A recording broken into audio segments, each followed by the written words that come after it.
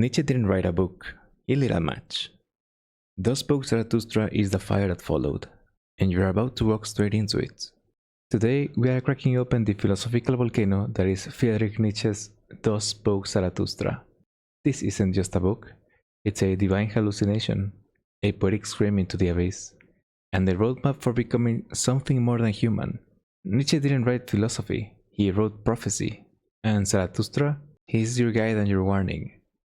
You don't just read Zarathustra, you get scorched by him. Let's begin. Zarathustra is a fictional prophet, Nietzsche's poetic mouthpiece, and mythic philosopher king.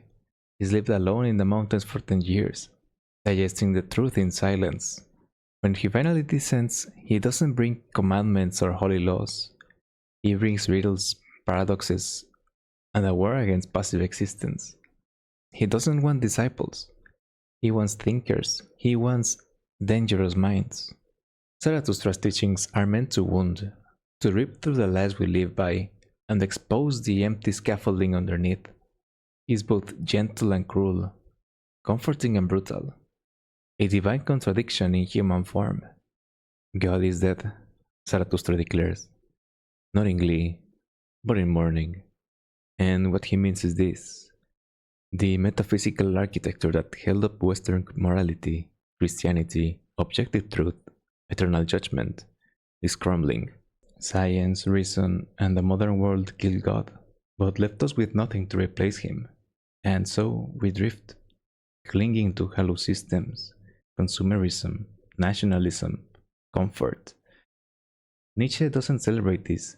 He fears what comes next: nihilism, a world where values are inherited without faith, rules followed without reason. The death of God is not the end. It's a terrifying invitation. Now you must become your own God, build your own meaning, and that's where the real suffering begins. Enter the Ubermensch. No, it's not Superman. Not a tyrant, not a villain. It's a new type of being. One who doesn't obey inherited values, but forges their own. The Übermensch doesn't submit to meaning, he creates it. This is Nietzsche's answer to nihilism. Don't collapse, become. The Übermensch is someone who turns pain into art, contradiction into clarity, and loneliness into power. They're not emotionless, they're self-mastered. They still fall apart, but they rebuild, brighter, sharper. Nietzsche doesn't want you to escape suffering, he wants you to deserve it. Because only through fire do you reshape steel. The Ubermensch is that new alloy, forged by trial, tempered by chaos. Everything that lives, Nietzsche says, is animated by a force deeper than survival or pleasure. He calls it the will to power, a primal cosmic urge to become, to expand, to express one's essence fully. It's not about dominating others. That's a cheap copy. Real will to power is inner warfare. It's creativity, courage, and transformation, the drive to say, this is who I am, and become it, relentlessly. Even thoughts are expressions of power clashing. Ideals fighting for dominion in the mind. Identity isn't fixed, it's sculpted through battle. And if you're not fighting to grow, to create, to overcome, then you're decaying. Now we arrive at Nietzsche's most haunting, most poetic challenge: eternal recurrence. Imagine this. Every moment of your life, every laugh, heartbreak, mistake, revelation, repeats forever.